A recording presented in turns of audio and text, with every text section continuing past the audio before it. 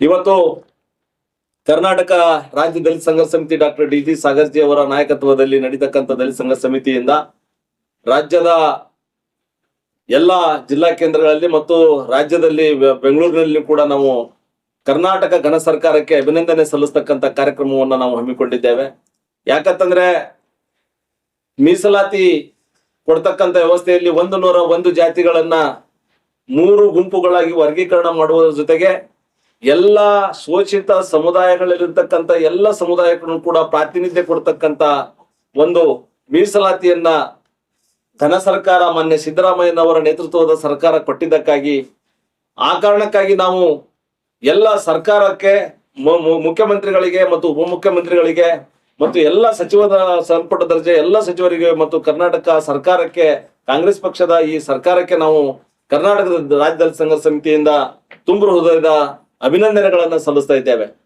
ಯಾಕಂತಂದ್ರೆ ಮೀಸಲಾತಿ ಅಂತಕ್ಕಂಥದ್ದು ಕೇವಲ ಒಬ್ಬ ವ್ಯಕ್ತಿಗೆ ಕೊಡ್ತಕ್ಕಂಥದ್ದಲ್ಲ, ಕಟ್ಟ ಕಡೆಯ ಸಮಾಜದಲ್ಲಿ ಎಲ್ಲಾ ರಂಗದಲ್ಲಿ ಶೋಷಣೆಗೆ ಒಳಗಾಗಿರ್ತಕ್ಕಂಥ ಸಮುದಾಯಕ್ಕೆ ಮೇಲು ಸ್ತರಕ್ಕೆ ತರಲಿಕ್ಕೆ ಒಂದು ಅವಕಾಶವನ್ನು ಕಲ್ಪಿಸಿಕೊಡ್ತಕ್ಕಂಥದ್ದೇ ಮೀಸಲಾತಿ. ಎಲ್ಲಾ ರಂಗದಲ್ಲಿ ಇವತ್ತು ಸಾಮಾಜಿಕ ಆಗಿರ್ಬೋದು, ಆರ್ಥಿಕ ಆಗಿರ್ಬೋದು, ಶೈಕ್ಷಣಿಕ ಆಗಿರ್ಬೋದು, ರಾಜಕೀಯ ಆಗಿರ್ಬೋದು, ಎಲ್ಲಾ ರಂಗದಲ್ಲೂ ಕೂಡ ಶತಶತಮಾನಗಳಿಂದ ಶೋಷಣೆಗೆ ಒಳಗಾಗಿರ್ತಕ್ಕಂಥ ತಳ ಸಮುದಾಯಗಳಿಗೆ ಮತ್ತು ಮಹಿಳೆಯರಿಗೆ ಎಲ್ಲರಿಗೂ ಕೂಡ ಅವಕಾಶ ಕಲ್ಪಿಸಿಕೊಡ್ಬೇಕು ಅಂತ ಹೇಳಿ ಡಾಕ್ಟರ್ ಬಾಬಾ ಸಾಹೇಬ್ ಅಂಬೇಡ್ಕರ್ ಅವರು ಸಂವಿಧಾನದಲ್ಲಿ ಒಂದು ಉಲ್ಲೇಖವನ್ನ ಕೊಟ್ಟಿದ್ದಾರೆ. ಹಾಗಾಗಿ ಆ ಒಂದು ವ್ಯವಸ್ಥೆಯಿಂದ ಕೊಡಬೇಕಾಗಿರ್ತಕ್ಕಂಥ ವ್ಯವಸ್ಥೆಯಲ್ಲಿ ಇವತ್ತು ವಿಶೇಷವಾಗಿ ಕರ್ನಾಟಕ ರಾಜ್ಯದಲ್ಲಿ ಆ ಮೀಸಲಾತಿ ಕೊಡಬೇಕಾಗಿರ್ತಕ್ಕಂಥ ಸಂದರ್ಭವನ್ನು ಗಮನಿಸಿಕೊಂಡಾಗ 101 ಜಾತಿಗಳಿಗೆ SC ಪರಿಶಿಷ್ಟ ಜಾತಿಯಲ್ಲಿ ನಾವು ಅವಕಾಶವನ್ನು ಕಲ್ಪಿಸಿಕೊಟ್ಟಿದ್ವಿ. ಆ ಕಾರಣಕ್ಕಾಗಿ 101 ಜಾತಿಯಲ್ಲಿ ಕೆಲವೊಂದಿಷ್ಟು ಜಾತಿಗಳಿಗೆ ಒಂದು ಸ್ವಲ್ಪ ಅನ್ಯಾಯ ಆಗ್ತಾ ಇದೆ ಅಂತಕ್ಕಂಥ ಬಹುದಿನಗಳ ಅಸ್ಪೃಶ್ಯ ಸಮುದಾಯಗಳ ಒಂದು ಹೋರಾಟ ಇತ್ತು. ಸುಮಾರು 3 ದಶಕಗಳ ಹೋರಾಟ ಏನು ಒಳ ಮೀಸಲಾತಿ ಕಲ್ಪಿಸಿಕೊಡ್ಬೇಕು ಅಂತಕ್ಕಂಥದ್ದು. ಈ ಒಳ ಮೀಸಲಾತಿ ಕಲ್ಪಿಸಿಕೊಡ್ಬೇಕಂತಕ್ಕಂಥ ವಿಚಾರವನ್ನ ಗಮನದಲ್ಲಿ ಇಟ್ಕೊಂಡಾಗ AJ ಸದಾಶಿವನ ಆಯೋಗದ ಒಂದು ವರದಿ ಬಂತು. ಅದಾದ ನಂತರ ಅದರಲ್ಲಿ ಕೂಡ ಕೆಲವೊಂದಿಷ್ಟು ಪರಿಷ್ಕರಣೆ ಮಾಡಬೇಕು ಅಂತಕ್ಕಂಥ ಒಂದು ಉದ್ದೇಶದಿಂದ HN ನಾಗಮೋಹನ್ ದಾಸ್ ಅವರ ಏಕ ಸದಸ್ಯತ್ವದ ಒಂದು ಆಯೋಗವನ್ನು ಕೂಡ ನಾವು ಸರ್ಕಾರ ರಚನೆ ಮಾಡ್ತು.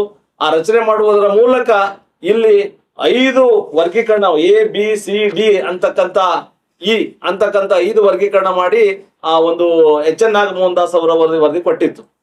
ಇದರಲ್ಲಿನೂ ಕೂಡ ಒಂದಿಷ್ಟು ಗೊಂದಲಗಳು, ತಾರತಮ್ಯಗಳು, ನ್ಯೂನ್ಯತೆಗಳು ಇವೆ ಅಂತಕ್ಕಂಥ ವಿಚಾರವನ್ನ ಒಂದಿಷ್ಟು ಹೋರಾಟಗಳಿಂದ ರಾಜ್ಯದಲ್ಲಿ ಗಮನಕ್ಕೆ ಬಂದಾಗ ಕರ್ನಾಟಕವನ್ನ ರಾಜ್ಯದ ಅಧಿಕಾರವನ್ನ ಹಿಡಿದಿರ್ತಕ್ಕಂಥ ಮುತ್ಸದ್ದಿ ರಾಜಕಾರಣಿ, ಬಡವರ ಬಂಧು, ವಿಶೇಷವಾಗಿ ರಾಜಕೀಯದ ವಿಶ್ವವಿದ್ಯಾಲಯ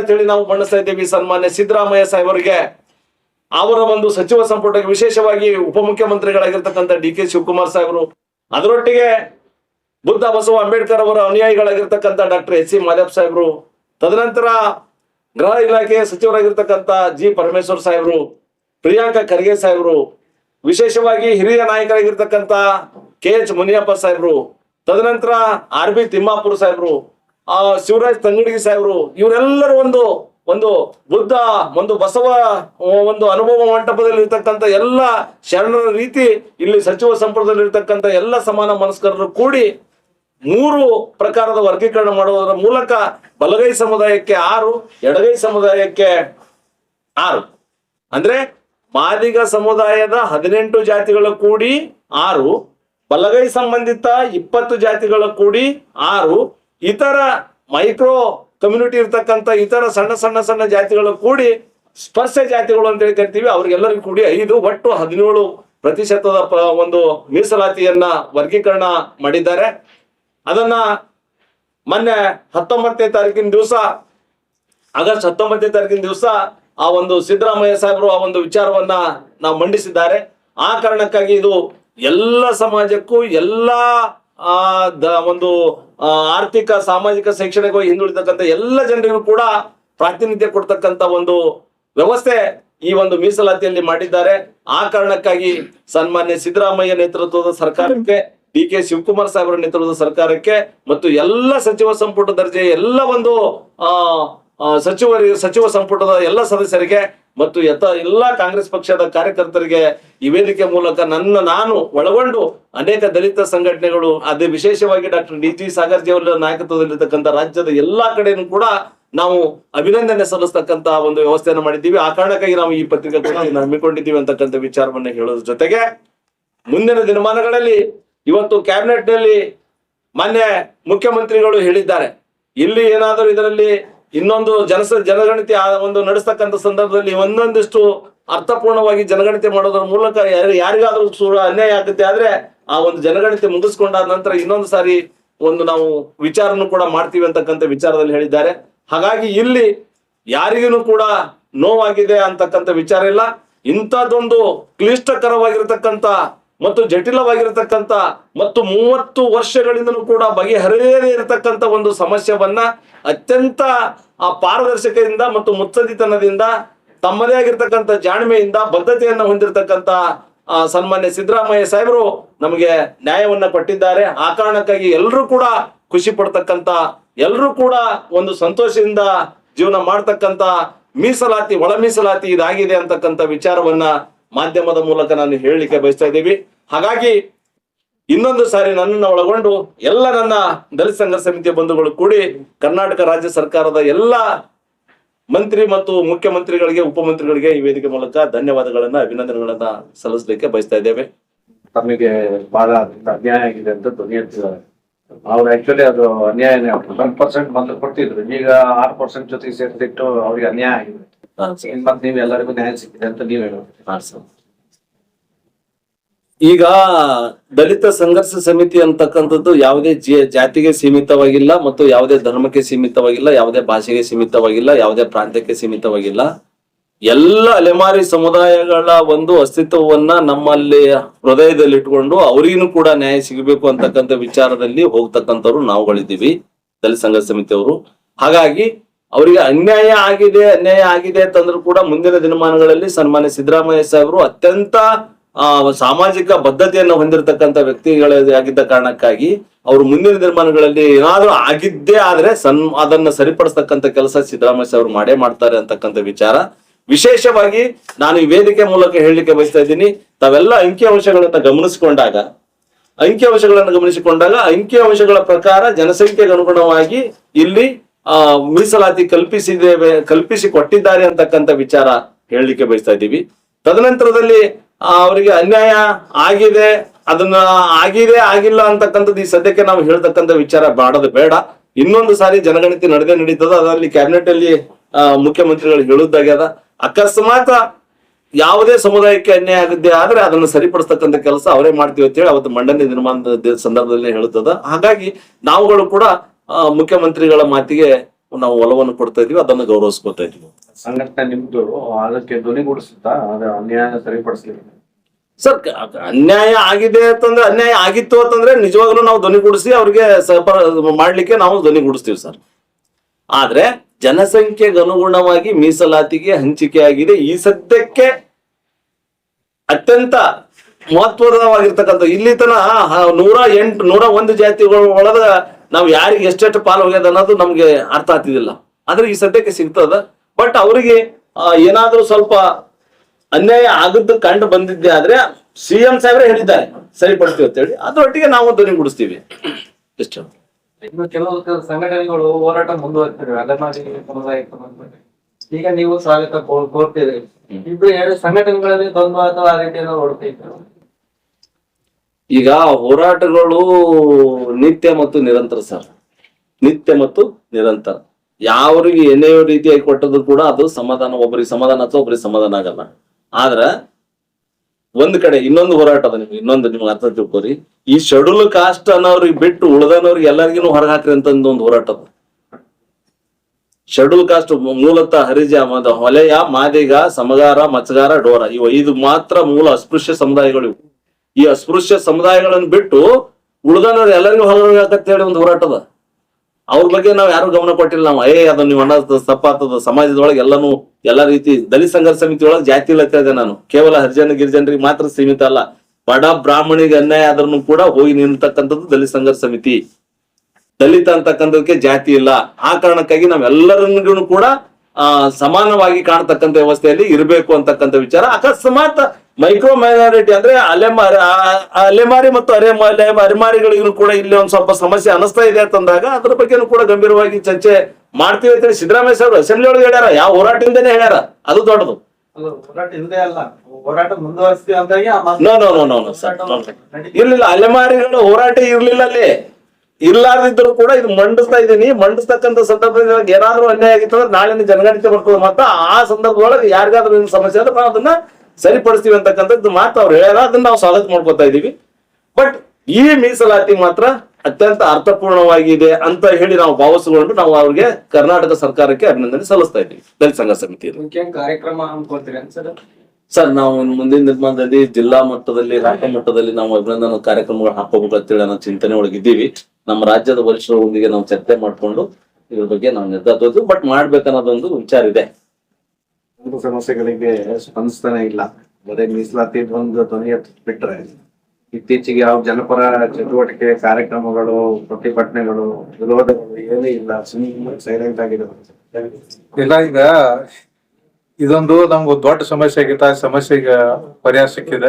ಇನ್ನು ಮುಂದಿನ ದಿನಮಾನಗಳಲ್ಲಿ ಯಾವ ಸಮಸ್ಯೆಗಳದ ಸಮಸ್ಯೆಗಳ ಹೋರಾಟ ಮಾಡಿ ನಾಯಕ ಕೊಡ್ಸಕ್ಕೆ ನಾವು ಹೋರಾಟಗಳನ್ನ ಹಾಕುತ್ತೇವೆ ಸರ್. ಇದೊಂದು ನಮ್ಗೆ ಒಂದು ಜಲ್ವತ್ ಸಮಸ್ಯೆ ಇತ್ತು. ಅದು ನಾವು ಸಿದ್ದರಾಮ ಸಾಹೇಬ್ರು ಸರಿಯಾಗಿ ಮಾಡ್ಕೊಟ್ಟಿದ್ದಾರೆ. ಇನ್ನು ಮುಂದಿನ ದಿನಮಾನಗಳಲ್ಲಿ ಯಾವ ಸಮಸ್ಯೆಲಿ ಯಾವ ಒಂದು ಹೋರಾಟಗಳನ್ನ ಹಾಕುವಂತ ವ್ಯವಸ್ಥೆ ಮಾಡ್ಲಾಗ್ತದೆ ಸರ್. ಸಂವಿಧಾನ ತಿದ್ದುಪಡಿ ಬಗ್ಗೆ ಬಿಜೆಪಿ ನಾಯಕರು ಆಗಾಗ ಧ್ವನಿ ಎತ್ತಾನೆ ಇರ್ತಾರೆ. ಯಾವತ್ತೂ ಕೂಡ ಸಹಿಸೋದಿಲ್ಲ ಅಂತ ಮಾತು ನಾವು ಸಹಿಸಿಕೊಂಡಿಲ್ಲ, ಸಹಿಸೋದು ಇಲ್ಲ. ಯಾರು ಸಂವಿಧಾನ ತಿದ್ದುಪಡಿ ಓಕೆ, ತಿದ್ದುಪಡಿ ಎಲ್ಲರೂ ಮಾಡ್ಬೋದು. ಕಾಂಗ್ರೆಸ್ ಅವ್ರು ಮಾಡ್ತಾರೆ. ಏನು ತಿದ್ದುಪಡಿ ಅಂತಂದ್ರೆ ಸಂವಿಧಾನದಾಗ ಕಾಲ ಕಾಲಕ್ಕೆ ಹೊಸ ನಿಯಮಗಳು ಬರ್ತಕ್ಕಂಥ ತಿದ್ದುಪಡಿ. ಬಟ್ ಸಂವಿಧಾನ ಬದಲಾವಣೆ ಮಾಡ್ತೀನಿ ಅಂತಕ್ಕಂಥ ವಿಚಾರಗಳು ಹೇಳ್ತಾರಲ್ಲ. ಸಂವಿಧಾನ ಬದಲಾವಣೆಗೂ ಮತ್ತು ಸಂವಿಧಾನ ತಿದ್ದುಪಡಿಗೂ ಬಹಳ ವ್ಯತ್ಯಾಸ ಸರ್. ಹಾಗಾಗಿ ಸಂವಿಧಾನ ಬದಲಾವಣೆ ಮಾಡ್ತೀನಿ ಅಂತಕ್ಕಂಥವ್ರು ಯಾರಿಗೂ ಕೂಡ ಬಿಟ್ಟಿಲ್ಲ.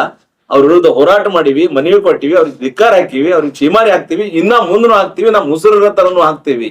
ದಲಿತ ಸಂಘರ್ಷ ಸಮಿತಿ ಅಜೆಂಡಾದಲ್ಲಿ ಅದೊಂದು ಮಧ್ಯಂತರ ಇದೆ.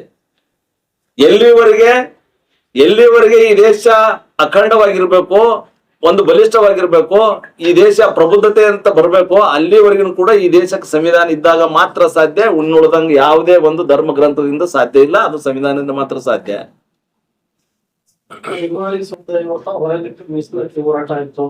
ಹೊರಗೆ ಇಲ್ಲೇ ಇಲ್ಲ, ಅವ್ರು 5ರಾಗ ಅದಾರ.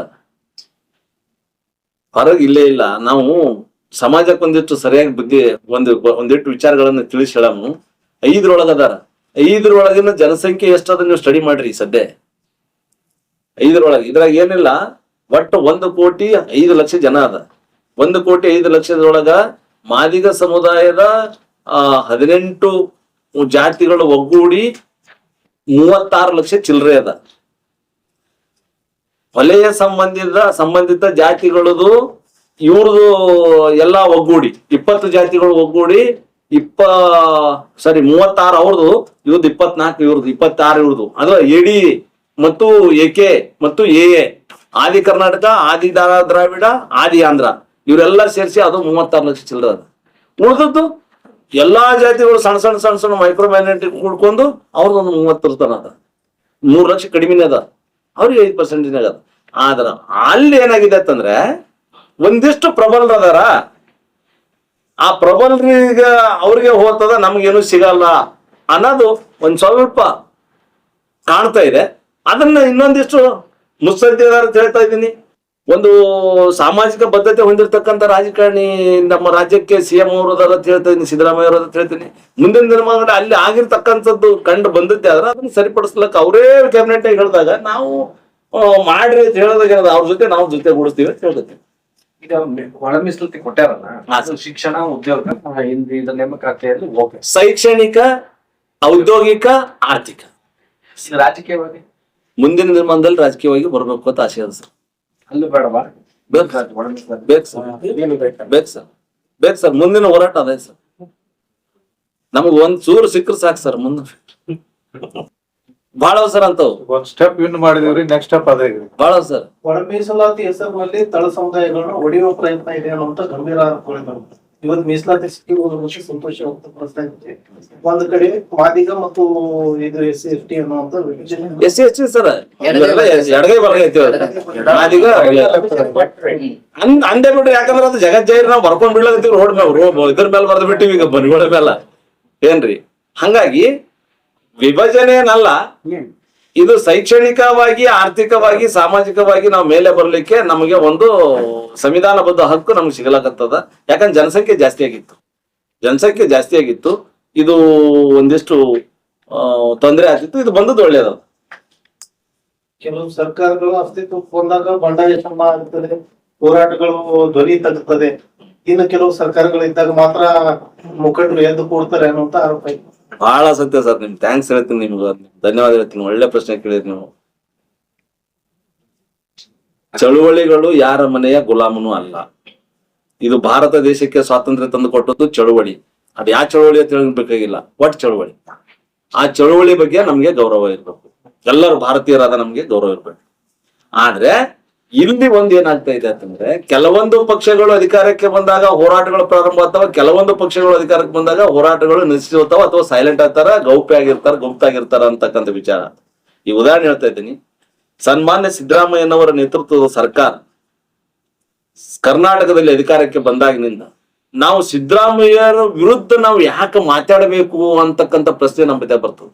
ಯಾಕಂದ್ರ SCP TSP ಅಂತಕ್ಕಂಥ ಒಂದು ಯೋಜನೆ ಅನುಷ್ಠಾನಕ್ಕೆ ತಂದಿರತಕ್ಕಂತ ಭಾರತ ದೇಶದ ಮೊಟ್ಟ ಮೊದಲ ರಾಜ್ಯ ಕರ್ನಾಟಕ. ಅದು ಸನ್ಮಾನ್ಯ ಸಿದ್ದರಾಮಯ್ಯ ನೇತೃತ್ವದ ಸರ್ಕಾರ. ಅವ್ರಿಗೆ ನಾವು ಬೈಲಾಕ್ ಬರ್ತದ ಅಂತ. ಇನ್ನು ಎರಡನೇದು, ಗುತ್ತಿಗೆಯಲ್ಲಿ ಮೀಸಲಾತಿ ದಲಿತರಿಗೆ ಗುತ್ತಿಗೆಯಲ್ಲಿ SC/ST ಗುತ್ತಿಗೆಯಲ್ಲಿ ಮೀಸಲಾತಿ ಕಲ್ಪಿಸಿಕೊಟ್ಟಿರ್ತಕ್ಕಂಥ ಸರ್ಕಾರ ಸಿದ್ದರಾಮಯ್ಯ ಸರ್ಕಾರ. ಉತ್ತರ ಎಲ್ಲಾ 30 ರಾಜ್ಯದಾಗೂ ಕೂಡ ನೋಡ್ರಿ ನೀವು ಇಲ್ಲ. ಹಾಗಾಗಿ ಎಲ್ಲ ಬಡವರ ಪರವಾಗಿ, ದಲಿತರ ಪರವಾಗಿ, ಪರಿಶಿಷ್ಟರ ಪರವಾಗಿ ಒಂದಿಷ್ಟು ಒಳ್ಳೆಯ ಕಾನೂನುಗಳನ್ನ ಮತ್ತು DCRE ಪೊಲೀಸ್ ಠಾಣೆಗಳು, ದಲಿತರ ಮೇಲೆ ದೌರ್ಜನ್ಯ ತಡೆಗಟ್ಟಬೇಕು ಅಂತ ಹೇಳಿ ಎಲ್ಲಾ ಜಿಲ್ಲೆಗೆ ಒಂದೊಂದು DCRE ಪೊಲೀಸ್ ಠಾಣೆಗಳು. ಇವು ನಾವು ಹೇಳೋದಕ್ಕಿಂತ ಒಂದು ಹೆಜ್ಜೆ ಮುಂದೆನೆ ಬಂದು ನಮಗೆ ಒಂದಿಷ್ಟು ಶಕ್ತಿ ಕೊಡ್ತಕ್ಕಂಥ ಸಂದರ್ಭದಲ್ಲಿ ಅವ್ರಿಗೆ ಹೆಂಗ್ ನಮ್ಗೆ ಅವ್ರ ವಿರುದ್ಧ ನಾವು ಕೂಗೆತ್ಲಕ್ ಸಾಧ್ಯ? ಪಂಚ ಗ್ಯಾರಂಟಿಗಳಿಗೆ ನಿಗಮ ಮಂಡಳಿಗಳು ಹಣ ಬಳಸ್ಕೊಂಡಿದ್ದಾರೆ, ಅಭಿವೃದ್ಧಿ ಕೊರತೆ ಆಗ್ತಾ ಇದೆ. ಅದ್ರ ಬಗ್ಗೆ ಎಸ್ ಸರ್ ಆ ಕೂಗಿದೆ ಸರ್. SCP TSP ದುಡ್ಡು, SC/ST ಅವರಿಗೆ ಮೀಸಲಾಗಿರ್ತಕ್ಕಂಥ ದುಡ್ಡು ಅಂದ್ರೆ ಪಂಚ ಗ್ಯಾರಂಟಿಗಳಿಗೆ ಬಳಸೋಗುತ್ತಾರ ಅಂತಕ್ಕಂಥದ್ದು. ಅಲ್ಲಿ ಸರ್ ಅದು ಬಹಳ ಖುಷಿ. ಯಾರಿಗೆ ಕೂಡ ಎಲ್ಲಾ ದಲಿತ ಸಂಘಟನೆಯವರಿಗೆ ಕರೆದು ಕ್ಯಾಬಿನೆಟ್ ದರ್ಜೆ ಮೀಟಿಂಗ್ ಮಾಡಿ ಇದ್ರಾಗ ಏನದ ಏನಿಲ್ಲ ಅಂತ ಹೇಳಿ, ಇದ್ರಾಗ ಅನ್ಯಾಯ ಆಗ್ತದೋ ಅನ್ಯಾಯ ಆಗಲ್ಲ ಅಂತಕ್ಕಂಥ ವಿಚಾರ ವಿಮರ್ಶೆ ಮಾಡಿ ಎಲ್ಲರಿಗೆ ಹಿರಿಯ ನಾಯಕರಿಗೆ ಕೂಡ್ಕೊಂಡು ಇದು ಹಿಂಗದ ಏನಂತ ಪಂಚ ಗ್ಯಾರಂಟಿಗಳಲ್ಲಿ ಬಳಸ್ತಕ್ಕಂಥ ಎಲ್ಲಾ ದುಡ್ಡು ಸಮಥಿಂಗ್ ದುಡ್ಡು ತೆಗೆದುಕೊಂಡು, ಯಾಕಂದ್ರೆ ಅಲ್ಲಿ ಇರ್ತಕ್ಕಂಥ SC/ST ಫಲಾನುಭವಿಗಳಿಗೆ ಕೊಡ್ತಕ್ಕಂಥ ವ್ಯವಸ್ಥೆ ಮಾಡ್ತಾ ಇದ್ದೀವಿ. ಹಾಗಾಗಿ ಅವ್ರಿಗೆ ಕೊಡಮೋ ಬ್ಯಾಡ ಅಂತಕ್ಕಂಥ ಬಂದಾಗ, ಇಲ್ಲ ಅದನ್ನು ಸಂಪೂರ್ಣವಾಗಿ ನಮ್ಗ ಬೇರೆ ಬೇರೆ ಅನ್ಯ ಉದ್ದೇಶಕ್ಕೆ ಬಳಸ್ರಿ, ಇದು ಎಲ್ಲರೂ ಕೂಡ ಕೊಡೋದ ಎಲ್ಲರಿಗೂ ಕೊಡ್ರಿ ಅಂತೇಳಿ ಅಂತಕ್ಕಂಥ ವಿಚಾರನ ಅವ್ರಿಗೆ ಹೇಳಿವಿ. ಆದ್ರೂ ಕೂಡ ಅದರಲ್ಲಿ ಸ್ವಲ್ಪ ಬಳಸಿರಬಹುದು. ಮುಂದಿನ ನಿರ್ಮಾಣಗಳಲ್ಲಿ ಕೊಡ್ತೀನಿ ಅಂತೇಳಿ ಸಿದ್ದರಾಮಯ್ಯ ಸಾಹೇಬ್ರೆ ನಮ್ಗೆ ಹೇಳಿದಾರ. ಮಾಡ್ತಾರನ್ನ ಭರವಸೆ ಅದ, ಮಾಡ್ಕೊಂಡು ಹೊಂಟಿವಿ. ವಿಜಯಪುರ ಜಿಲ್ಲೆಯಲ್ಲಿ ಸಮಾಜ ಕಲ್ಯಾಣ ಹಾಸ್ಟೆಲ್ ವ್ಯವಸ್ಥಿತವಾಗಿ ನಡೆಸ್ತಾ ಇಲ್ಲ, ಅವ್ಯವಹಾರ ನಡೀತಾ ಇದೆ, ಮಕ್ಕಳಿಗೆ ಅನ್ಯಾಯ ಆಗ್ತಾ ಇದೆ, ಸರಿಯಾದ ಊಟ ಉಪಚಾರ ಆಗ್ತಾ ಇಲ್ಲ. ಇದೆಲ್ಲ ಇದ್ರು ಯಾಕೆ ಸಮಿತಿಗಳು, ನಿಮ್ಮ ಸಂಘಟನೆಗಳು ಮೌನ ವಹಿಸ್ತಾ ಇದ್ದಾವೆ? ಇಲ್ಲ ಸರ್, ನಾವು ಅದನ್ನ ಮೈಯನ್ನು ವಹಿಸ್ಕೊಳ್ಳೋಂಥದ್ದು ಬೇಕಾಗಿಲ್ಲ. ಅದನ್ನೆಲ್ಲ ನಾವು ಅದ್ರ ಬಗ್ಗೆ ಕೆಲವು ಬಿಟ್ರೆ ಜಿಲ್ಲಾ ಸಂಚಾಲಕರು, ಸಂಘಟಕರು ಎಲ್ಲ ಹಿನ್ನೆಲೆ ಒಳಗೆ ಉಳ್ಕೊಳ್ತಾ ಇರೋದು ಯಾಕೆ? ಸಮಾಜ ಕಲ್ಯಾಣ ಮತ್ತು BCM ಇಲಾಖೆಯಲ್ಲಿ ಹಾಸ್ಟೆಲ್ಗಳಲ್ಲಿ ಪರಿಸ್ಥಿತಿ ನಮ್ಗೆ ಅಷ್ಟೊಂದು ಗಮನಕ್ಕೆ ಬಂದಿಲ್ಲ. ಬಂದಿದ್ದೆ ಆದ್ರೂ DD ಅವ್ರ ಜೊತೆ ಮಾತಾಡ್ತೀವಿ. ಸರ್ಕಾರನೇ ನಮ್ಮ ಹಂತದಾಗ ನಮ್ಮ ಮಾದ್ಯಾಪ್ ಸಾಹೇಬ್ರಿಗೆ ನಾವು ಮಾತಾಡಿ ಇಂಥ ಸಮಸ್ಯೆ ಆಗುತ್ತೆ ಹೇಳಂತ ಹಂತದಾಗ ಇದ್ದೀವಿ. ನಮ್ಗೆ ಅದು ಗಮನಕ್ಕೆ ಬಂದಿಲ್ಲ, ಯಾವ ವಿದ್ಯಾರ್ಥಿಗಳು ಹೇಳಿಲ್ಲ, ಎಲ್ಲಿನೂ ಪೇಪರ್ ನೋಡಿಲ್ಲ. ಆದ್ರೂ ಕೂಡ ನೀವು ಹೇಳ್ತೀರಾ, ಮುಂದಿನ ಗಮನ ವಹಿಸಿ ಅಲ್ಲಿ ವಿದ್ಯಾರ್ಥಿಗಳಿಗೆ ನಾವು ಅನುಕೂಲ ಆಗಂತ ವ್ಯವಸ್ಥೆಯಲ್ಲಿ ನಾವು ಇರ್ತಕ್ಕಂಥ ಕೆಲಸ ಮಾಡ್ತೀವಿ. ಇದ್ರ ಬಗ್ಗೆ ನಾವು ಈಗಾಗಲೇ ನಾವು ಸಂಬಂಧಪಟ್ಟಿರ್ತಕ್ಕಂಥ ಇಲಾಖೆಯವರೊಂದಿಗೆ ಮಾತಾಡಿದೀವಿ. ಎಲ್ಲಾ ಇಲಾಖೆಗಳಲ್ಲೂ ಕೂಡ ರೆಡಿ ಅದಾವ. ಈ ಸಂಬಂಧ ಒಳ ಮೀಸಲಾತಿ ಜಾರಿ ಆಗುವವರೆಗೂ ಕೂಡ ಯಾವುದೇ ನೇಮಕಾತಿ ಪ್ರಕ್ರಿಯೆ ನಿಲ್ಲಿಸಬೇಕು ಅಂತಕ್ಕಂಥ ಸರ್ಕಾರದ ಒಂದು ವ್ಯವಸ್ಥೆ ಇತ್ತು. ಆ ಕಾರಣಕ್ಕಾಗಿ ಎಲ್ಲ ನಿಂತಿದ್ದು. ಈಗ ಹೆಚ್ಚು ಕಡಿಮೆ ಮುಂದಿನ ತಿಂಗಳಿಂದ ಪ್ರಾರಂಭ ಆಗ್ತಾ ಇವೆ ಒಂದು ನೇಮಕಾತಿಗಳು. ತದನಂತರ ನಮ್ಮದು ಇನ್ನೊಂದು ಕೂಗಿದೆ ಬ್ಯಾಕ್ಲಾಗ್ ಹುದ್ದೆಗಳು. SC/ST ಜನಕ್ಕೆ ತುಂಬ್ಕೋಬೇಕಾಗಿರ್ತಕ್ಕಂಥ ಬಹು ವರ್ಷಗಳಿಂದ ಖಾಲಿ ಇರ್ತಕ್ಕಂಥ ಹುದ್ದೆಗಳು ಅವುಗಳನ್ನು ತುಂಬ್ಕೋಬೇಕಂತಕ್ಕಂಥ ವಿಚಾರದಲ್ಲಿತ್ತು. ಬಟ್ ಇದನ್ನೇ ಸಾಮಾನ್ಯವಾಗಿರ್ತಕ್ಕಂಥ ನಡೀತಕ್ಕಂಥ ನೇಮಕಾತಿ ನಡೆದಿರ್ಲಿಲ್ಲ. ಹಿಂಗ್ ಬ್ಯಾಕ್ಲಾಗ್ ಯಾವಾಗ ಅಂತ ಹೇಳಿ ಇದು ಇತ್ತು. ಇನ್ನೆಲ್ಲಾನು ಸರಳೀಕರಣಗೊಳ್ತು. ಇನ್ನು ಮುಂದಿನ ದಿನಮಾನದಾಗ ನಮ್ ಕೂಗದ ಸರ್ಕಾರಕ್ಕೆ ಒತ್ತಾಯದ ಅದಿಷ್ಟು ಬ್ಯಾಕ್ಲಾಗ್ ತುಂಬತಕ್ಕಂಥ ಕೆಲಸ ಮಾಡಿ ಹೇಳದ. ಮತ್ತು ಬ್ಯಾಕ್ಲಾಗ್ ಹುದ್ದೆಗಳು ತುಂಬ್ತೀವಿ ಅಂತ ಹೇಳಿ ಅವ್ರ ನಮ್ಕಿನ ಒಂದ್ ಹೆಜ್ಜೆ ಮುಂದೆ ಬಂದು ಅವರೇ ಹೇಳ್ಯಾರ ನಮ್ಗೆ ಆಲ್ರೆಡಿ. ಹಂಗಾಗಿ ಆತದ ಮುಂದಿನ ದಿನಮಾನದಾಗ ಇನ್ನು 3-4 ತಿಂಗಳದಾಗ ಎಲ್ಲಾ ಪ್ರಕ್ರಿಯೆಗಳು ಸ್ಟಾರ್ಟ್ ಆಗ್ತಾವ ಅನ್ನೋದು ನಮ್ಗೆ ಭರವಸೆ.